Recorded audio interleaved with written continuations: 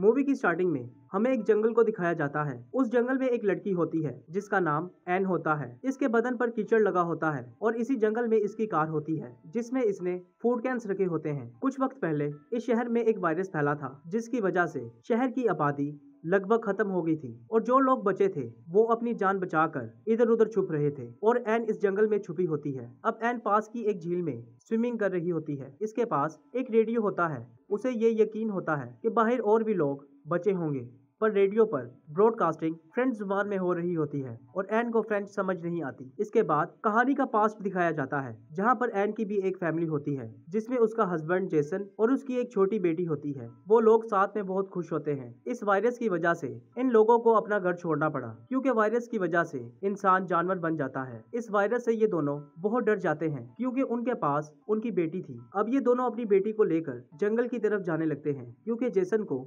जंगल की बहुत नॉलेज होती है। अब जंगल में जेसन एन को एक नोट लिखने को कहता है जिसमें वो जंगल में सरवाइव करने की चीजें लिखवाता है क्योंकि जंगल में रहना बहुत मुश्किल होता है। अब जेसन एन को निशाना लगाना सिखाता है जो ज़ॉम्बी से लड़ने में मदद करेगा। दूसरे दिन एन की बेटी की तबीयत बहुत ज्यादा खराब हो जाती है, इसलिए जेसन पास के एक घर से दवाई लेने जाता है लेकिन वो लौट कर नहीं आता। जब अगली सुबह एन जेसन को ढूंढने जंगल में जाती है तो उसको वहाँ पर जेसन की लाश मिलती है और उसके हाथ में मेडिसिन होती है और उसके बैग में कुछ फूड कैंस भी पड़े होते हैं। ये देखकर एन बहुत दुखी हो जाती है और कुछ दिनों तक वो खाना खत्म हो जाता है। अब एन अपनी बेटी को कार में अकेला छोड़कर खुद खाना लेने के लिए जाती है। जब वो वापस आती है तो देखती है इसकी बेटी के चेहरे पर निशान होते हैं। वो समझ जाती है कि इसके जाने के बाद यहाँ पर कोई आया था और उसकी बेटी भी इन्फेक्टेड हो चुकी है। अब एन नहीं चाहती कि उसकी बेटी तड़प तड़प कर मरे तो वो खुद अपनी बेटी को मार देती है। अब हम प्रेजेंट टाइम में एन को दोबारा जंगल में देखते हैं। वो जंगल में जानवरों के मल को इकट्ठा कर रही होती है और दरख्तों से अपने लिए कीड़ों को निकालती है। इसके पास एक किताब होती है जिसमें सब दरख्तों की सारी जानकारी होती है।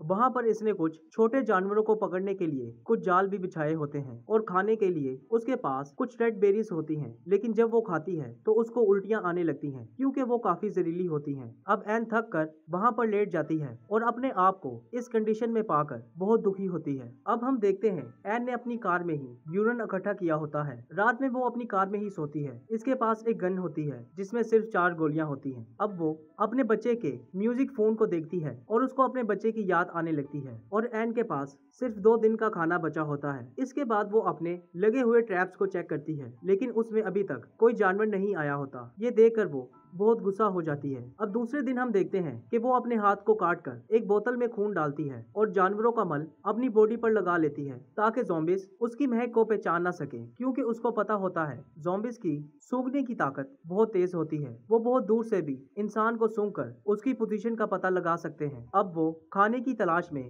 निकल पड़ती है। वो रोड की एक साइड पर यूरन को रख देती है ताकि ज़ॉम्बीज को भटकाया जा सके। अब एन उस घर तक पहुंच जाती है और घर के बाहर लगे जंगले पर म्यूजिक फोन को बांध देती है और उस पर खून लगा देती है ताकि ज़ॉम्बीज को भटकाया जा सके और घर के पीछे के दरवाजे से घर के अंदर चली जाती है। वहाँ पर उसको बहुत से फूड कैंस मिलते हैं जिसको वो अपने बैग में रख लेती है और जब वो घर से वापस निकलती है तो उससे डस्टबिन गिर जाती है और ज़ॉम्बीज को एन का पता लग जाता है। जब वो घर के बाहर लगे जंगले से बाहर निकलती है तो उसकी कमर पर चोट लग जाती है जिससे खून निकलना शुरू हो जाता है। अब ज़ॉम्बीज भी उसका पीछा करना स्टार्ट कर देते हैं और एन के बैग में से काफी फूड कैंस गिर जाते हैं। जब एन रोड की दूसरी साइड पर पहुंचती है तो वो यूरन को अपने ऊपर फेंक लेती है ताकि उसके खून की स्मेल ज़ॉम्बीज तक ना पहुंच सके। अब हम अगले दिन देखते हैं एन रेडियो पर ब्रॉडकास्ट सुन रही होती है। फिर वो सुबह देखती है उसके पास बस 2 ही फूड कैंस बचे हैं, बाकी सारे रास्ते में गिर गए होते हैं। अब वो दोबारा फूड कैंस को वापस लाने के लिए जाती है और गिरे हुए फूड कैंस को अपने बैग में डाल लेती है। रास्ते में एन को एक लड़की और एक आदमी नजर आते हैं। उसको लगता है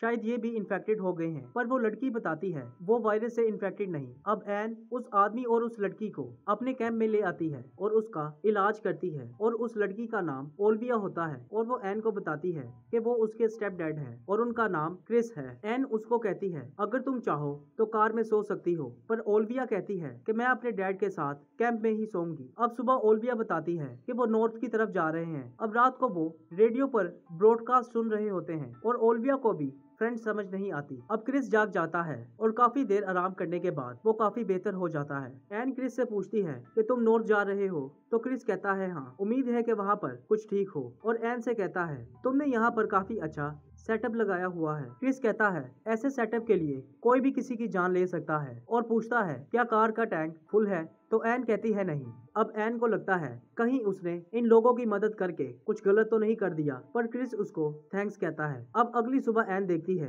कि वो दोनों बारिश में भीग रहे होते हैं, तो एन उनको कार के अंदर बुला लेती है और क्रिस एन से पूछता है कि तुम यहाँ पर कब से हो। एन बताती है जब से ये वायरस शुरू हुआ है, और क्रिस बताता है कि उसकी वाइफ भी इन्फेक्टेड हो गई थी और मुझे उसकी जान लेनी पड़ी। ये बताकर क्रिस बहुत इमोशनल हो जाता है। अब अगली सुबह एन देखती है कि क्रिस और ओलिविया मस्ती कर रहे होते हैं। ये देखकर उसको काफी अजीब लगता है और वो उनको चुप रहने को कहती है। क्रिस को एन का ये रवैया बहुत अजीब लगता है। फिर रात को क्रिस एन से पूछता है कि फिशिंग के दौरान तुमने हमें चुप रहने को क्यों कहा, तो एन कहती है तुम ऐसे पूछ रहे हो जैसे तुम्हें पता ही नहीं कि बाहर क्या चल रहा है। तुम सब कुछ भूल चुके हो। तुमने कल बताया था कैसे तुमने अपनी वाइफ को मार दिया था, पर आज लगता है जैसे तुम कैंपिंग ट्रिप पे आए हो। ये बात सुनकर क्रिस कहता है मैं कुछ नहीं भूला, मुझे पता है किस टाइम क्या बातें याद रखनी चाहिए। अब ओलिविया को एन और क्रिस की नजदीकियां देखकर जलन होती है। अब अगले दिन क्रिस ओलिविया से पूछता है क्या तुमने एन को देखा है, तो ओलिविया कहती है हम यहाँ से कब निकल रहे हैं। क्रिस कहता है बहुत जल्द ही, पर ओलिविया को लगता है क्रिस एन के लिए रुका है। क्रिस कहता है एन बहुत केयरिंग है और यहाँ पर